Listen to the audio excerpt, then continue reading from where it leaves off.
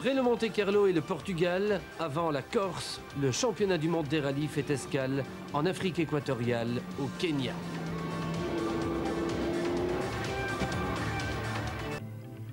Le Safari Rally du Kenya 94 s'étale sur 4 très longues journées. Un sacré marathon aventure de 3497 km entre les frontières ougandaises et tanzaniennes. Voilà, quelles sont les données principales de présentation de ce Safari Rally du Kenya. Maintenant, la première journée nous offre déjà 650 km en guise d'apéritif. L'occasion déjà pour Juha Kankkunen de montrer qu'il est le plus fort, le lion de la savane. Kankkunen part le premier, un quadruple champion du monde, candidat à un 5e titre et super favori du Safari kenyan, ne peut traîner en route. Kankkunen sait qu'au Kenya, il faut rouler le plus calmement possible. Il n'en avale pas moins les 93 premiers kilomètres à plus de 120 km/h de moyenne, tout en étant très prudent dans les sections cassantes. Juha, le lion, s'installe sur le podium. Mais dans son dos, un guépard s'ébroue. Le guépard est le plus rapide de tous les animaux. Ce félin, c'est Didier Auriol. Très délicatement, avec l'air de ne pas y toucher, Didier Auriol roule vite, plus vite que le maître Kankkunen. Dans la première spéciale, il le bat de 2 minutes. Les Africains n'en reviennent pas, le lion est devancé par le guépard, mais Kankkunen ne se tracasse pas.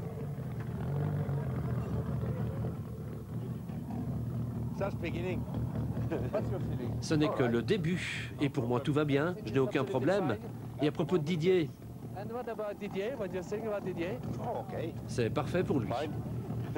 Disons là pour l'instant j'ai roulé, dans cette spéciale c'était relativement propre, bon quand c'était cassant j'ai vraiment levé le pied pour soulager la voiture. Il y a d'autres spéciales qui seront peut-être plus difficiles pour moi, mais c'est sûr que si on veut rouler beaucoup plus vite, on peut encore gagner 2-3 minutes dans la spéciale, je veux dire, hein, c'est clair, hein, celui qui veut, même Juha, je veux dire, s'il veut, il peut gagner 2-3 minutes. Le guépard est capable de courir vite, il est capable de performances répétées. Dans la deuxième spéciale, sur 30 km à 130 km/h de moyenne, Didier Auriol signe à nouveau le meilleur temps. Il prend encore 1 minute à Kankkunen. Le voici maintenant en tête avec 3 minutes d'avance, leader surprise du Safari du Kenya pour sa première expérience africaine. Didier roule vite, c'est sûr, mais on freine bien avant les ornières, les trous, on ne glisse pas dans les virages. On n'a vraiment pas l'impression d'attaquer, quoi. Donc on a roulé, il doit rouler peut-être un peu trop doucement, je sais pas, ou le rythme lequel est le bon à adopter. On verra par la suite, mais bon, elle était assez roulante, assez belle, donc on prendra un peu plus de sécurité dans les mauvais endroits le prochain passage. En roulant comme cela, vous n'avez pas l'impression d'abîmer la voiture? A priori, non. L'avenir le dira. L'avenir va le dire immédiatement.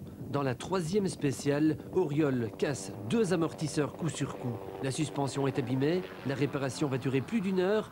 Didier bascule au fond du classement. Il va galérer jusqu'au coucher du soleil. Pour lui, la course est finie. C'est ça le problème, c'est qu'on ne se rend pas compte qu'on abîme quelque chose parce qu'on ne prend pas de fort choc, rien du tout. Je pense que c'est simplement cette ondulation qui fait peut-être que l'amortisseur travaille trop et quand il est chaud, un petit choc un petit peu plus violent et ça casse. Donc l'idéal c'est de rouler encore plus doucement. Didier Auriol va mal dormir cette première nuit. Le guépard a été victime de la fragilité de ses pattes. Un autre pilote a été piégé par sa fougue. Le jeune japonais Yoshio Fujimoto a tapé un arbre. Le pare-brise, la portière, le châssis et bien d'autres éléments sont cassés. Fujimoto est considéré au Japon comme l'espoir numéro 1 du rallye. On le compare souvent à Colin McRae. Il aurait, paraît-il, le même style que l'Écossais, qui est réputé pour sa pointe de vitesse et de fréquents froissages de tôle. Fujimoto est très embarrassé. Une vingtaine de mécanos vont travailler pendant 2 heures pour tenter de déplier sa Celica. Ils vont taper, scier, couper, souder.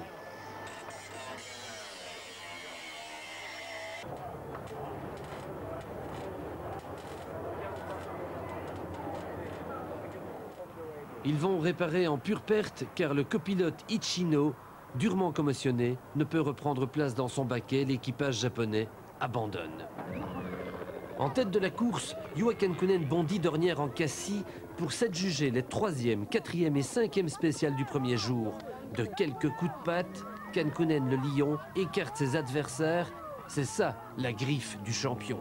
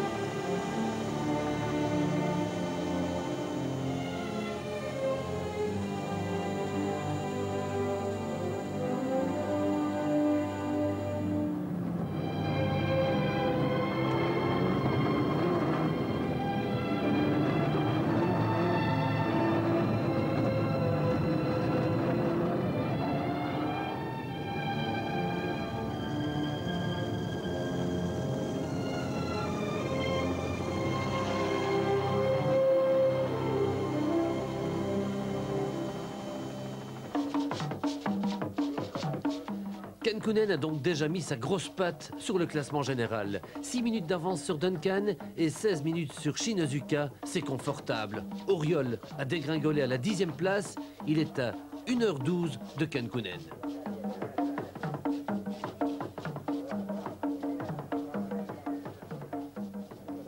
Ainsi donc, après cette première journée, Juha Kankkunen est donc déjà en tête du Safari Rally du Kenya. Il va donc découvrir le premier, les alentours du parc naturel du Tsavo et les contreforts du Kilimandjaro, où va se disputer la 2e journée. À la suite de Kankkunen, les rescapés attaquent cette 2e journée très longue. Plus de 1000 km, dont 550 chronométrés, truffés de portions délicates. Kankkunen sait qu'il est important pour lui de creuser rapidement l'écart sur ses poursuivants, question de les dégoûter le plus vite possible.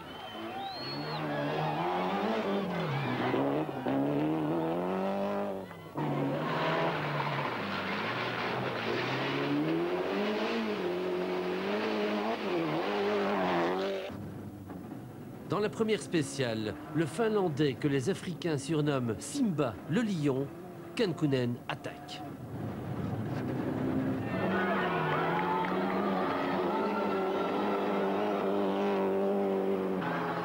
Shinozuka concède 2 minutes.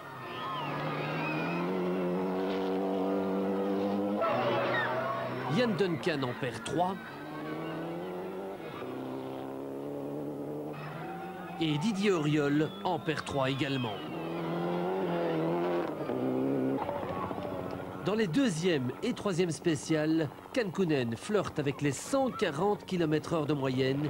Il signe encore les meilleurs temps, il augmente constamment son avantage.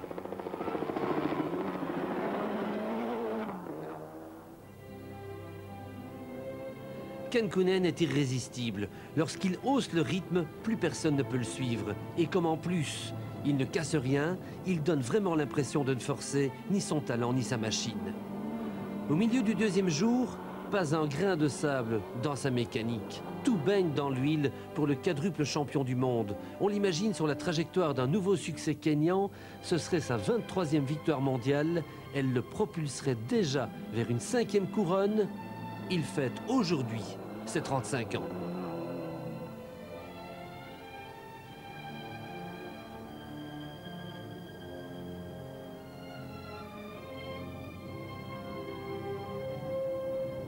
« 35 degrés au soleil, 60 degrés dans les habitacles surchauffés. 10e spéciale. C'est presque la routine. L'éclaireur Marc Duet ouvre toujours la route royale du TTE et de son leader Kankkunen. Subitement, l'homme qu'on croyait infaillible s'envole sur une double bosse. La réception est brutale, la Celica est détruite.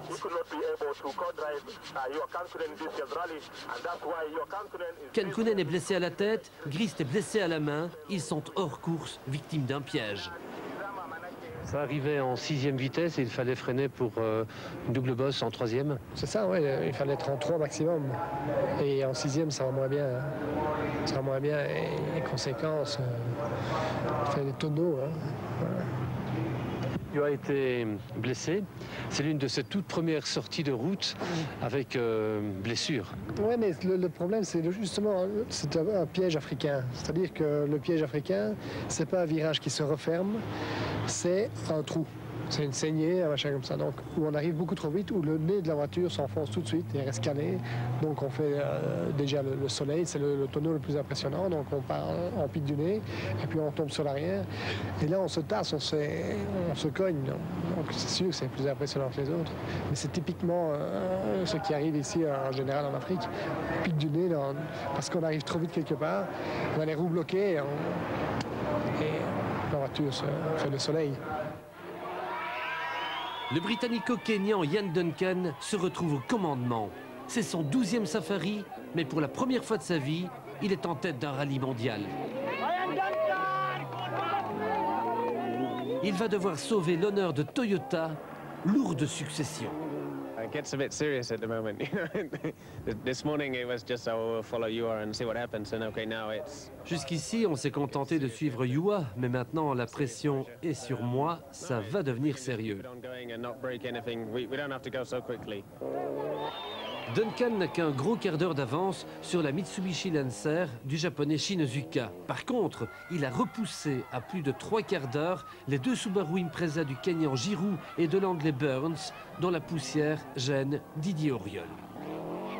Dans la dernière spéciale, au bout de 20 km, j'étais derrière la voiture devant moi et je suis resté 40 km derrière, impossible de dépasser. Sorti de la poussière de Burns, Auriol passe à l'attaque et signe les 2 derniers scratchs du jour. Non, je crois que c'est encore très long. Demain, on va rouler. On va essayer de revenir à la 3e place si on n'a pas de problème. Et on verra. Je crois qu'on sait que cette journée, il peut se passer beaucoup de choses pour tout le monde, pour Duncan, pour Shinozuka, pour moi aussi d'ailleurs. Donc, juste rouler en espérant que la chance sera au rendez-vous. Auriol a grignoté 5 places, le voici 5e à 1h05 de Duncan. Après 8 heures et 34 minutes de course, Duncan n'a que 16 minutes de sécurité vis-à-vis de Shinozuka. On n'en est qu'à la moitié du marathon, tout est encore possible, surtout en Afrique.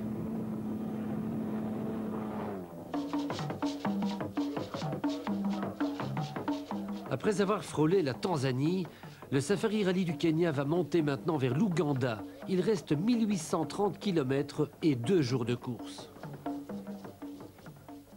Après le retrait accidentel de Kankunen, c'est Ian Duncan qui est le leader surprise du Safari Rally 94. C'est lui qui va ouvrir la route au nord de Nairobi pour la plus longue et la plus dure journée du Safari qui traversera l'Équateur. Duncan sait qu'il va jouer la carte de sa vie. Il lui faut tenir 2 jours, rouler le plus vite possible sans casser. Il doit résister à Shinozuka qui va mettre toute la pression sur le leader pour le faire vaciller.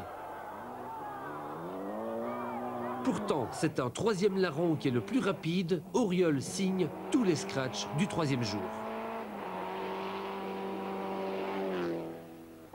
Émotion pour Ian Duncan. Il heurte une antilope Impala. Les dégâts sont superficiels, il préserve sa première place, mais il a eu très peur.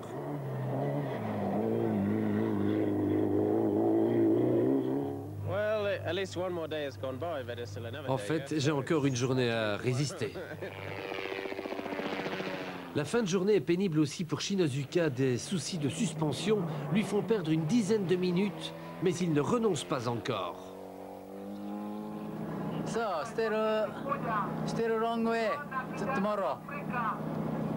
About 500 kilos. C'est encore long demain, 500 km. Je vais continuer à la même vitesse. Malgré ses problèmes persistants d'amortisseur, Auriol est remonté de la 5e à la 3e place. Il a grappillé 19 minutes à Shinozuka. Il a procuré l'une ou l'autre chaleur à son fidèle copilote Ocelli. On s'est tapé 1000 km, dont 850 de piste, vraiment très très dur. Bon, on est là, on n'a pas eu de problème à part juste 2 amortisseurs cassés dans la 3e secteur ce matin. Mais a priori, bon, ça a été très très bien.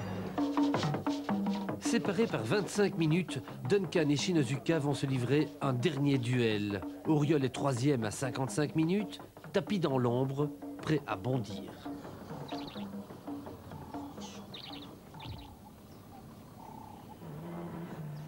Ian Duncan roule sur des œufs. Pas question de faire une fricassée le dernier jour. Il a sur les épaules toute la responsabilité de l'énorme investissement de Toyota. S'il devait casser, ce serait une catastrophe pour ses patrons japonais.